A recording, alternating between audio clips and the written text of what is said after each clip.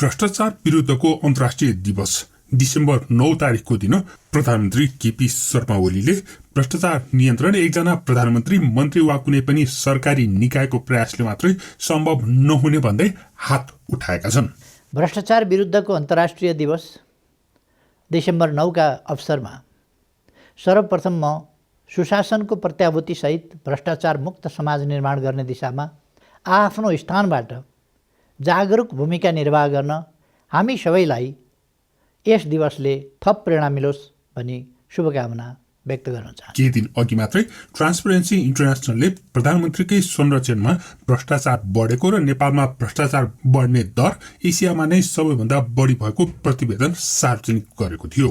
So प्रतिवेदन सार्वजनिक गरेपछि नेपाल सरकारले त्यसलाई अस्वीकार गरेको थियो।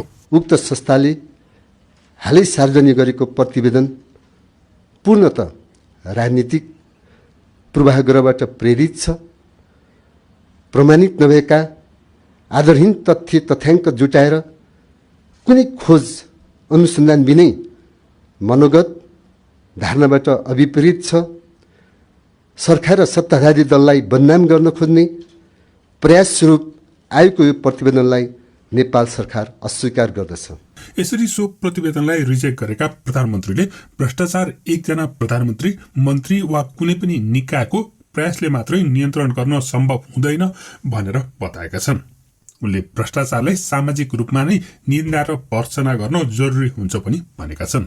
प्रधानमन्त्री केपी शर्मा ओलीले भ्रष्टाचार विरुद्धको अन्तर्राष्ट्रिय दिवसको दिन दिएको शुभकामना सन्देशको केही सम्पादित अंशहरू यस प्रकार रहेका छन्। वर्तमान सरकार भ्रष्टाचारलाई कडाइका साथ प्रभावकारी रूपमा नियन्त्रण नगरेसम्म समृद्ध नेपाल सुखी नेपालीको राष्ट्रिय आकांक्षा हासिल हुन सक्दैन भन्ने कुरामा स्पष्ट छ। त्यसैले नेपाल सरकार भ्रष्टाचार नियन्त्रणका लागि सबै किसिमका नीतिगत, कानुनी र संस्थागत प्रबन्ध गर्ने कुरामा प्रतिबद्ध र क्रियाशील रहिआएको छ। भ्रष्टाचारलाई विश्वव्यापी रूपमा दण्डनीय अपराध बनाउने मूल उद्देश्यका साथ सन् 2003 पारित महासन्धिको नेपाल फरवरी 2011 देखि नै पक्ष राष्ट्र बनिसकेको छ। भ्रष्टाचारका विरुद्धमा विश्वव्यापी जनचेतना अभिवृद्धि गर्न हरेक वर्ष आजको दिनलाई भ्रष्टाचार विरुद्धको अन्तर्राष्ट्रिय दिवसका रूपमा मनाउने गरिएको छ। हामीले हरेक वर्ष विशेष कार्यक्रम गरी यो दिवस मनाउने गरेकोमा यस वर्ष कोभिड-19 को महामारीका कारण भर्चुअल माध्यमबाट यहाँहरू समक्ष उपस्थित हुनु परेको छ। महासन्धिको पक्षीय राष्ट्र बनेपछि यसको कार्यान्वयन गर्न राष्ट्रिय रणनीति तथा कार्ययोजना बनाई कार्यान्वयनमा ल्याइएको छ। सोही कार्ययोजना कार्यान्वयनको दोस्रो आवधिक समकक्षी पुनरावलोकनको लागि संयुक्त राष्ट्रसङ्घको सम्बद्ध निकायमा प्रतिवेदन पेश भइसकेको छ। भ्रष्टाचार आर्थिक अपराध मात्र होइन, यसले सामाजिक मूल्य मान्यताहरू उप सिधा प्रहार गर्दछ, प्रजातान्त्रिक संस्थाहरूलाई ध्वस्त पार्दछ, राजनीतिक स्थायित्व हुन दिँदैन, विकासको गतिलाई अवरोध गर्छ र अन्ततोगत्वा राजनीतिक प्रणालीमा नै प्रहार गर्दछ। यति मात्र होइन, पछिल्ला दिनहरूमा भ्रष्टाचारजन्य सम्पत्ति विदेशमा पुर्याउने, त्यसलाई अपराधजन्य कार्यहरूमा लगानी गर्ने र अन्तर्राष्ट्रिय शान्ति र सुव्यवस्था उप नै आक्रमण गर्ने जोखिम समेत देखिएको छ। भ्रष्टाचार नियन्त्रण सम्बन्धी कानुनी र संस्थागत संरचना सुदृढ गर्न भ्रष्टाचार नियन्त्रण ऐन र अख्तियार दुरुपयोग अनुसन्धान आयोग ऐन संशोधन सम्बन्धी विधेयकहरू सङ्घीय संसदमा गत वर्ष नै पेश भई विचाराधीन रहेका छन्। भ्रष्टाचार नियन्त्रण ऐन सम्बन्धी विधेयकमा सार्वजनिक खरिदमा हुन सक्ने अनियमितता वा ढिलाइ सम्बन्धी कार्यलाई पनि भ्रष्टाचारको दायरामा ल्याउने, विदेशमा लगेर राखेको सम्पत्ति फिर्ता ल्याउने र सार्वजनिक सेवा प्रवाहमा रहेको सर्वसाधारणको पुँजी प्रयोग गर्ने निजी क्षेत्रलाई समेट्ने प्रस्ताव गरिएको छ। यो विधेयक पारित भएपछि मात्र महासन्धिको कार्यान्वयनका लागि नेपालको कानुनी व्यवस्था पूर्ण हुनेछ। सेवा प्रवाहमा हुन सक्ने भ्रष्टाचारजन्य क्रियाकलाप नियन्त्रण गर्न सेवा प्रवाहलाई अनलाइन प्रणालीमा लगिएको छ। मालपोत, यातायात, राजस्व सङ्कलन, स्थानीय तहबाट हुने सिफारिस लगायतका कामलाई अनलाइन प्रणालीद्वारा सञ्चालन गर्न प्रारम्भ गरिएको छ। सरकारी खर्चमा मितव्ययिता सम्बन्धी मापदण्ड लागू गरिएको छ। भ्रष्टाचार नियन्त्रणका लागि पछिल्ला दिनहरूमा अख्तियार दुरुपयोग अनुसन्धान आयोगबाट प्रशंसनीय कामहरू भएका छन्। आयोगले गत वर्ष आफ्नो इतिहासमै सबैभन्दा बढी भ्रष्टाचारका केसहरूमा मुद्दा दायर गरेको छ। सङ्घीयताको कार्यान्वयनसँगै प्रदेश र स्थानीय तह सेवा प्रवाहका महत्त्वपूर्ण केन्द्र बनेका छन्। सार्वजनिक खर्चको ठुलो हिस्सा अब प्रदेश र स्थानीय तहबाट पनि हुन्छ। त्यसैले आयोगको भूमिका अझै थपिएको छ। यसै क्रममा आयोगले स्थानीय तहमा हुन सक्ने भ्रष्टाचार रोकथाम गर्न 61 बुँदे निर्देशिका जारी गरेको छ। भ्रष्टाचारमा सजाय गर्नुभन्दा स्रोतमै नियन्त्रण गर्नु बढी महत्त्वपूर्ण हुन्छ। त्यस दिशामा चालिएको यो महत्त्वपूर्ण कदम हो। नेपाल सरकारले आयोगको काममा कुनै पनि किसिमले हस्तक्षेप गरेको छैन र गर्दैन। आयोगलाई आवश्यक स्रोत र साधन उपलब्ध भएको नै छ। नेपाल सरकार आयोगको काममा प्रभावकारिता अभिवृद्धि गर्न आवश्यक सहयोग गर्न तत्पर छ। राजस्व अनुसन्धान विभागले पनि बितेका 3 वर्षमा 30 वर्षमा दायर गरिएका भन्दा बढी राजस्व छलीका मुद्दा दायर गरेको दृष्टान्त यहाँ उल्लेखनीय छ। नेपालमा स्थायी सरकार बने पश्चात प्रकाशित प्रतिवेदन तथा विश्व सूचाङ्कले नेपालको अवस्थालाई सुदृढ र आशावादी हुँदै गएको देखाएको छ। तर सरकारको विरुद्धमा मिसनका आधारमा तयार गरिएको प्रतिवेदन, प्रचार सामग्री र विषयवस्तुले समाजमा निराशा र भ्रम छर्ने प्रयास कुन उद्देश्यले भइरहेको छ भन्नेमा सरकार सचेत छ। स्थिरता, विकास र समृद्धिका लागि वर्तमान सरकार दृढतापूर्वक लागिरहेको बेला पछिल्लो समय मुलुकको संवैधानिक प्रणाली, लोकतन्त्र र कानुनी शासनको विरुद्ध जनतालाई भड्काउने प्रयास भइरहेको छ।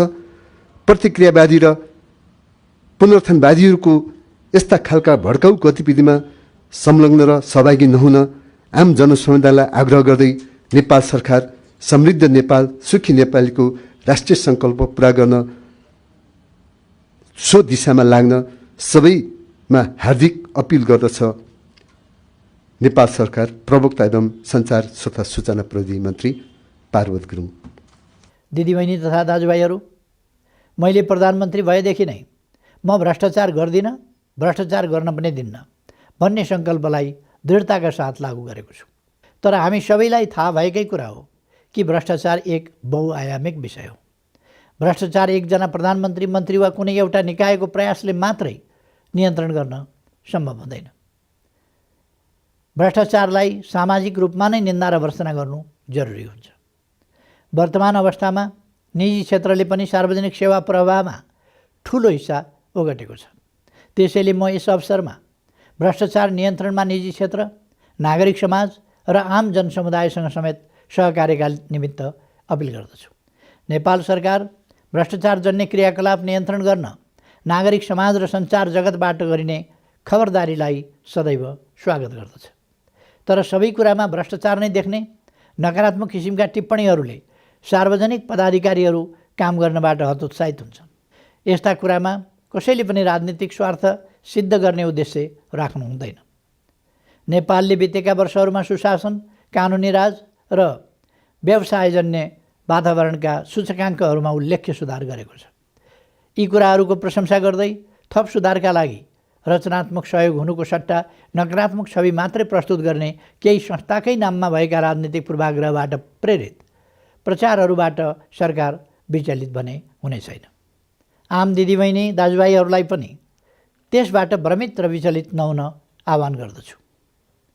दिदीबहिनी तथा दाजुभाइहरू, हामी अहिले आधुनिक मानव इतिहासमै सबैभन्दा ठुलो स्वास्थ्य सङ्कटको रूपमा आएको कोभिड-19 को महामारीसँग लडिरहेका छौँ। अनुभव शून्यताको अवस्थाबाट यसको रोकथाम, नियन्त्रण र उपचारका काम सुरु गरेकोमा अहिले हामी यसलाई नियन्त्रणभन्दा बाहिर जान नदिने गरी आवश्यक सबै पूर्वाधार युक्त अवस्थामा आइपुगेका छौँ। यस्ता विपद वा सङ्कटको समयमा अनियमितता र भ्रष्टाचारको जोखिम पनि त्यत्तिकै हुन्छ भन्ने कुरामा मेरो नेतृत्वको सरकार सचेत छ। मैले पटक पटक यस काममा हुने कुनै पनि किसिमको अनियमितता र भ्रष्टाचार अक्षम्य हुने कुरा स्पष्ट गरेको छु। अन्त्यमा भ्रष्टाचार विरुद्धको यस अन्तर्राष्ट्रिय दिवसको उपलक्ष्यमा कोभिड-19 को महामारीबाट जोगिँदै सबैजना स्वस्थ रहौँ, भ्रष्टाचार विरुद्ध सदाचारको प्रवर्धन गर्न सकौँ।